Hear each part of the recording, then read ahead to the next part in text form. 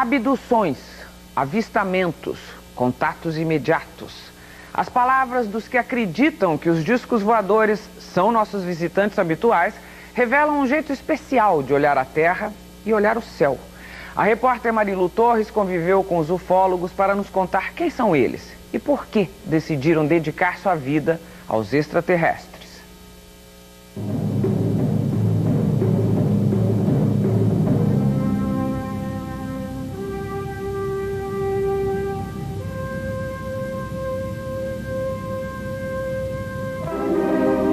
Há milhares de anos, o homem olha para os céus em busca de respostas para algumas perguntas.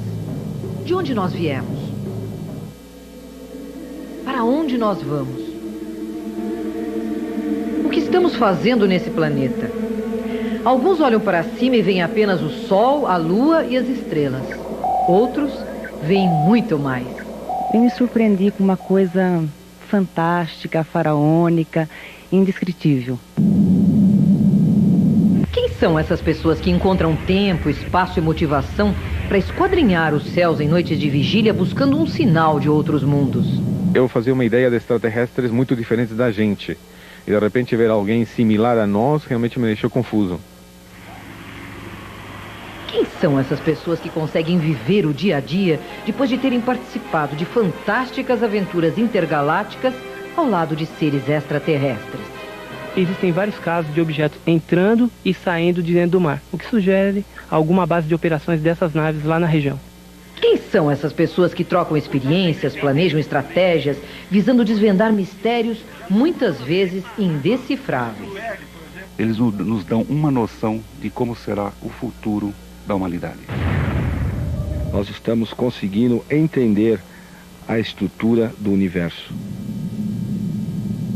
Os ufólogos são pessoas que se dedicam ao estudo da ciência que busca desvendar os mistérios ligados aos fenômenos extraterrestres, a ufologia.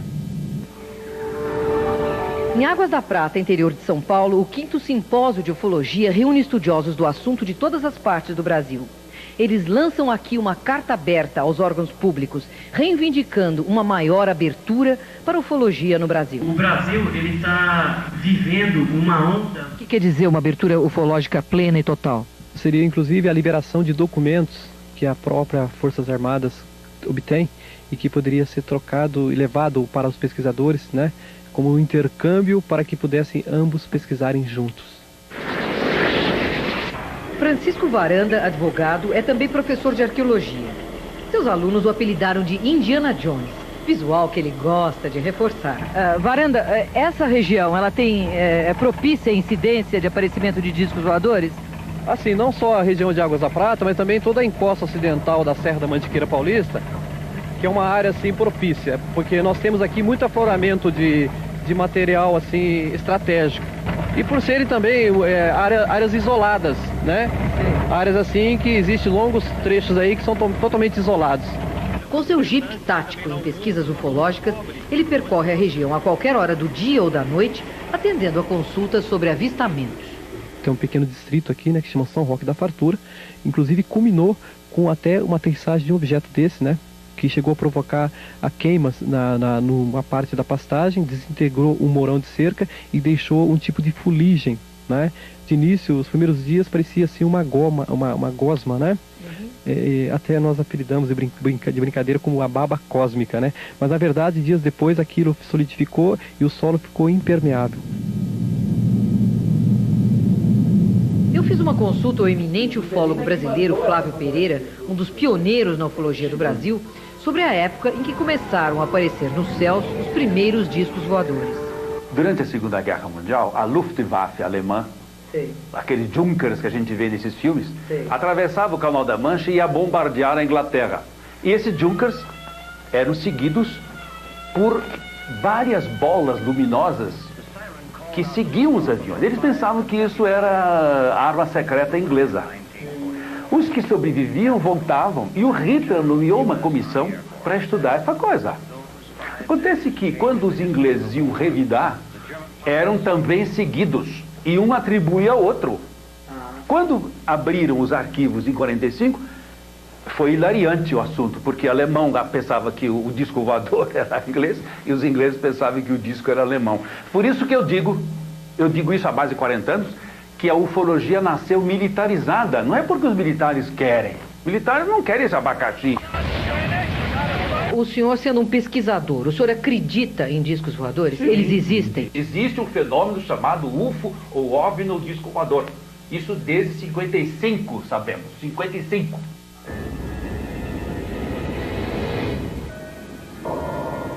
Pesquisas realizadas nos Estados Unidos revelam que 4 milhões de americanos acreditam ter visto pelo menos uma vez discos voadores. No Brasil, estatisticamente falando, 35% da população brasileira acredita em fenômenos extraterrestres. Disco voador... Acredito. Não. Sei lá, eu nunca vi. Eu acho escareta. Você acredita em disco voador? Acho que sim. Por quê? Porque não é possível que só nós estamos no mundo. Eu acredito. Porque eu acho que é pretensão a gente achar que só tem vida nesse planeta. Eu acho que tem vida em outros lugares, coisas que a gente não vê e que existem. Claudeir Covo consegue dividir seu tempo entre a engenharia, sua profissão, e a ufologia, sua paixão. Claudeir, o que os discos voadores querem com a gente? Tudo indica que eles estão aqui fazendo do planeta Terra um grande laboratório. Eles constantemente são vistos coletando minérios, coletando vegetais e, em muitos casos, também de coleta de animais. Eles levam o animal e mutilam o animal dentro do disco voador, não sabemos por que razão. E também fazem abduções, ou seja, raptam pessoas que são levadas para dentro do disco voador, é submetido a uma série de exames e depois são devolvidas. Nós temos catalogado 5 tipos distintos, que é do alfa, beta, gama, delta e ômega. Para evitar gafes no caso de você ser apresentado a um deles, saiba como é a tipologia dos ETs conforme a classificação dos ufólogos. O tipo alfa tem altura média que varia entre 80 centímetros e 1,30 m. O beta mede de 1,40 m a 2 metros. O gama tem mais de 2 metros de altura. O quarto tipo classificado é o delta. São seres parecidos com animais ou robôs. O quinto e último tipo classificado é o ômega. Seres energéticos ou luminosos que aparecem, sobretudo, à noite. O disco voador está aí, faz parte do contexto. Estão fazendo do planeta Terra uma espécie de laboratório. A que ponto vai levar isso, nós não sabemos. As pessoas que, em vez de eu não acredito, deviam dizer eu não sei nada. Mas quem é que diz isso? No próximo bloco, espere conosco por um contato imediato de terceiro grau. Um disco voador marcou um encontro com SBT Repórter. Até já.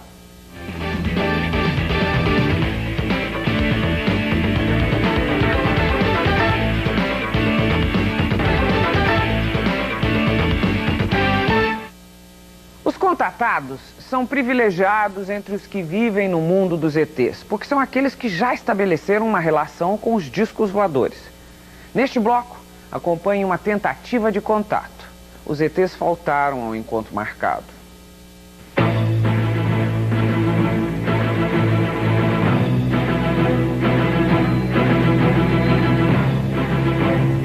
Marcas inexplicáveis no solo.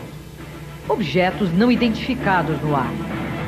Essas imagens frequentemente são flagradas por cinegrafistas amadores, considerados testemunhas chaves do trabalho de investigação de fenômenos extraterrestres realizado por ufólogos. Além das testemunhas que observam os fatos, há outros protagonistas importantes no mundo da ufologia. São os contatados. A maioria deles afirma estabelecer uma relação direta com entidades extraterrestres. Eu fazia uma ideia de extraterrestres muito diferentes da gente. E de repente ver alguém similar a nós realmente me deixou confuso. Charlie Wells se diz contatado desde 1974. Ele coordena o grupo AMAR, que segundo ele significa integração cósmica, a busca do respeito à própria vida. E o que eles querem é alertar a nossa espécie de que não somente nós não estamos sós, mas o que nós estamos desenvolvendo como tecnologia e sociedade pode vir a incomodar outras espécies, outras culturas que se encontram morando próximos da gente. Foi ele quem pessoalmente me convidou para participar de uma vigília, uma tentativa de avistamento. O encontro marcado na Via Anhanguera tinha todos os ingredientes de uma aventura. Só soubemos o local exato depois de percorrer mais de 1 hora seguindo outros carros. São 8 horas da noite e nós estamos na Serra do Japi, exatamente no lugar onde Charlie Wells marcou para a gente ter essa vigília. Por que você escolheu esse lugar, Charlie? Na verdade, não fui eu que escolhi o local. Estamos aqui realizando uma vigília. Nesse exato momento estamos buscando confirmar algumas mensagens de cunho extraterrestre e, para tanto, as mensagens recebidas marcaram coordenadas geográficas. Essas coordenadas indicam ser exatamente este o local. As vigílias acontecem conforme comunicação telepática, recebida por um ou mais membros do grupo. Apesar de parecer semelhante ao processo de psicografia espírita, não tem nada a ver. A gente deixa a mente mais relaxada e vai pegando as orientações. É assim que a gente vai se movendo em campo. Eu recebi uma comunicação segunda-feira, falando deste local, nesta data, e no primeiro horário, 22h30. Liguei para o Charlie e depois ele me falou que a gente vinha aqui com vocês. Imagina o susto. A primeira comunicação assim. Deixa eu ver que horas são. 10:03. Bom, a gente tem meia hora, hein? Eu posso ter esperança? Não sei. Eu ainda tenho. Então uma checagem de horário, estabelecem-se limites de tempo e, sem tirar os olhos do céu, cada um vai contando suas experiências. E de repente, a gente estava num local, as árvores são muito altas, né? E uma luz muito vermelha, era uma canepa, começou a se mexer muito rápido. Elas sempre são muito rápidas, né? Essas luzes. Tem de várias cores. Eu já vi vermelha e branca, né? Como é que você sabe que é uma canepa e não uma luz indefinida? Porque não tem no nosso mundo uma coisa igual. É uma coisa que você olha e fala, o que é isso? O que pode ser, né? Mas quando eu olhei para trás, tinha vários carros parados também atrás da gente, né? Eu desci do carro, sentei no capô do carro e ficamos olhando. Aquela luz maravilhosa, porque ela encandecia, ela brilhava a um ponto de você ficar difícil você enxergar. Isso era mais ou menos 7 horas da noite. E ela voltava a ficar novamente mais azul. Eu já tinha visto algumas outras vezes, mas eu falei, bom, eles podem estar passando por aqui, não tem nada a ver comigo. Mas de repente, a hora que você marca, eles aparecem, né, no horário que você se comunicou. Então é uma coisa muito forte e faz a gente pensar muito. Charlie, o que é um contato de terceiro grau? Contato de terceiro grau é quando você se encontra frente a frente com os tripulantes de um objeto voador não identificado, um disco voador, ou se encontra com seres extraterrestres frente a frente. Eles vêm de onde exatamente? De algum planeta específico? Esses seres, porque são vários, cuja forma física é similar à nossa, eles identificam sua procedência como sendo da constelação de Alfa do Centauro e da estrela de Orion.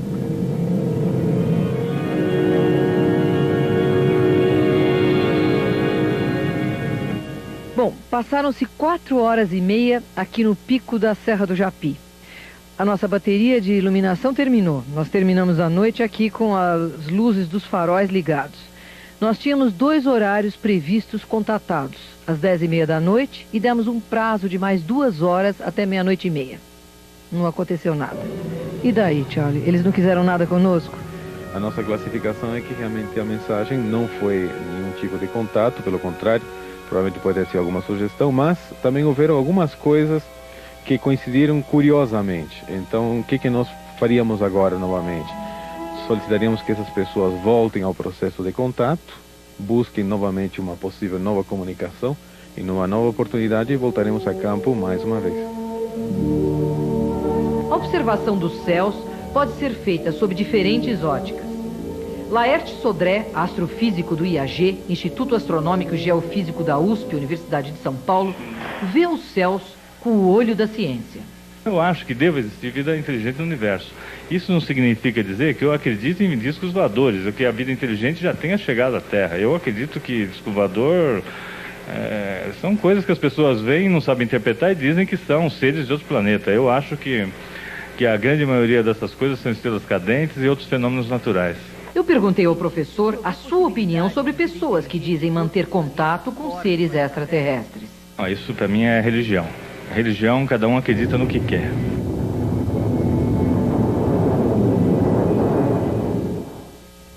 Depois do intervalo, conheça um abduzido. Quer dizer, uma pessoa que foi sequestrada por um disco. Eu volto já.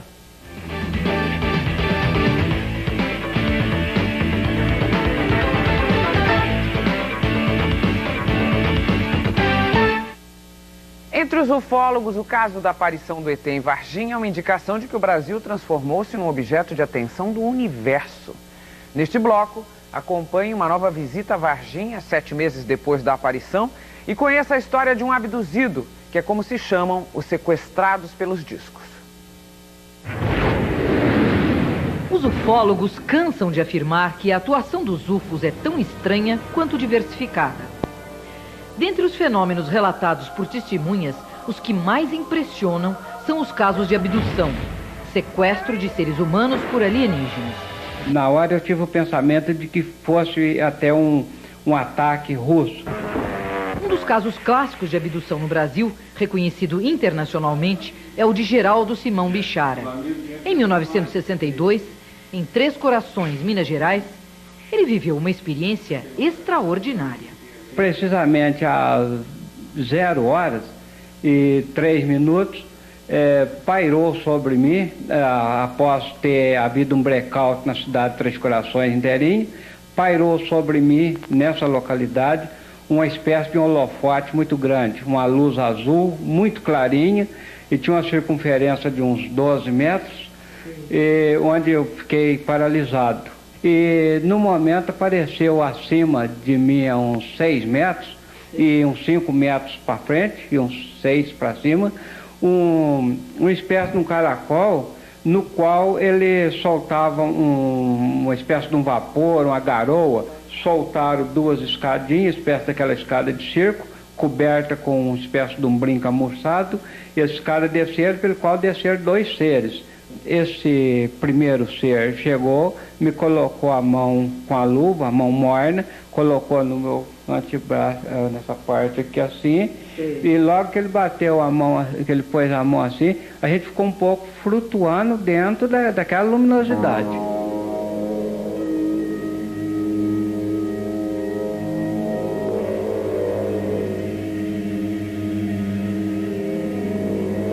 Ufólogos são unânimes em afirmar que uma onda ufológica sem precedentes vem atingindo o Brasil neste ano. O caso mais recente com repercussões internacionais foi o caso do ET de Varginha, em Minas Gerais. Varginha é uma cidade de aproximadamente 120 mil habitantes. Mas quase ninguém por aqui lembra ter sentido algo estranho no ar no dia 20 de janeiro deste ano, quando uma figura com tipologia extraterrestre apareceu num terreno baldio no centro da cidade. De repente, eu olhei no muro para me ver os nomes que estavam escritos lá, né? Aí na hora que eu olhei tudo assim, que eu olhei para baixo, aí eu vi uma criatura agachada. Era marrom, com os olhos vermelhos, 3 chifres, tinha veia no ombro e parecia ser mole. O Birajara Rodrigues, advogado e ufólogo, uma espécie de consultor ufológico da região, foi fundo na investigação do ET. O avistamento dessas garotas se deu por volta de 15h30 do dia 20 de janeiro de 96. A primeira testemunha militar que nós conseguimos contatar e ter um depoimento militar da ativa nos afirma que o Corpo de Bombeiros da cidade de Varginha capturou uma criatura na mesma data de 20 de janeiro, às 10h30, às 10h30 da manhã, a 3 quadras abaixo de onde as garotas avistaram. Esta criatura estava viva, emitia um som semelhante ao zumbido de uma abelha, estava abobada, estava sentindo-se mal visivelmente e foi transportada para as instalações da ESA, da Escola de Sargento das Armas de Três Corações. O Exército nega veementemente tudo isso. O Corpo de Bombeiros nega, o Exército nega, os hospitais negam, a Polícia Militar nega.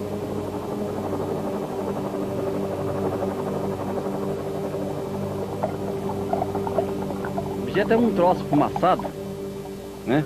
bem fumaçado. Sei. Passando por cima do pasto aqui. Eu conversei também com pessoas que dizem ter presenciado naquela ocasião fatos muito estranhos na cidade. Eu estava na sala assistindo televisão quando os gados fez barulho, né? De lá pra cá. Daí eu saí, olhei e avistei de lá o objeto que vinha, né? Direção pra cá. Tá voando, fiquei olhando, né? E me chamei ele, né, o Eurico. Então, com o objeto passando aqui, eles levantaram da estrada aqui e disparou tudo no pasto aí. Ah, é? Ah, arrebentou tudo. Tinha umas tábuas aqui, passou por cima das tábuas. E no outro dia amanheceu um bezerro machucado, com as cadeiras machucadas, da correria aqui, né? Aí nós avistamos um objeto passando aqui.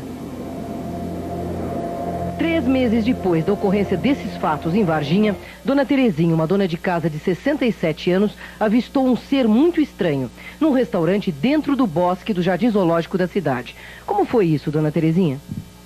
Quando eu olhei do meu lado esquerdo, eu vi uma criatura diferente, uma coisa diferente, com os olhos vermelhos muito grandes, a boca rasgada. Ele era marrom escuro, tinha um certo brilho no corpo. Eu vi do pescoço para cima só. A Dona Terezinha viu o ET aqui nas imediações do zoológico. A senhora notou alguma diferença entre os animais nessa época? Eu perdi anta, jaguatiricas, capivaras, araras, e com morte assim, absolutamente sem laudo técnico. Todo ufólogo, todo interessado em ufologia sabe que este processo de abafamento, de acobertamento, existe há cerca de 50 anos. Aqui não foi diferente.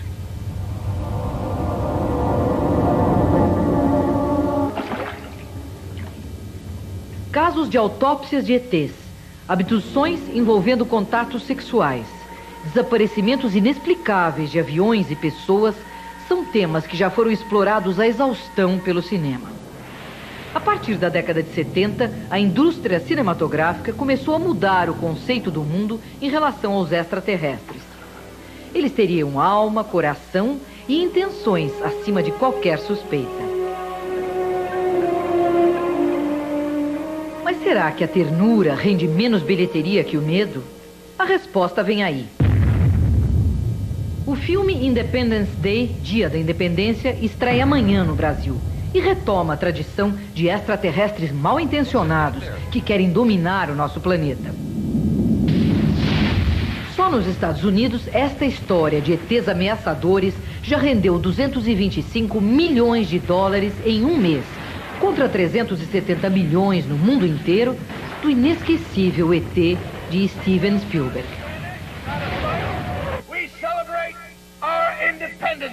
Nesta semana, a fantasia do cinema parece ter entrado nos telejornais. A NASA prepara a missão de um robô a Marte para tentar comprovar a teoria de que existiu vida naquele planeta.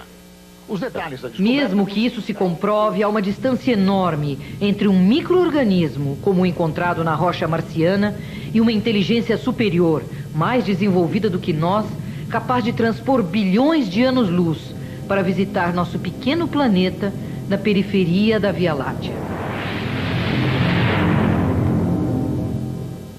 Acreditar ou não acreditar é questão de cada um. Agora, que caçar discos voadores é um jeito de tornar a vida bem mais divertida, isso é.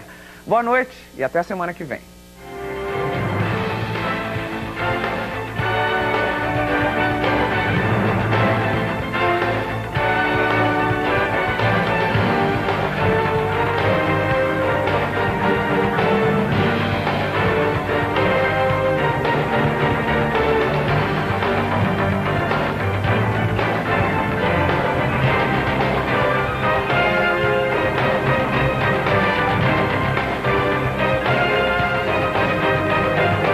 Discos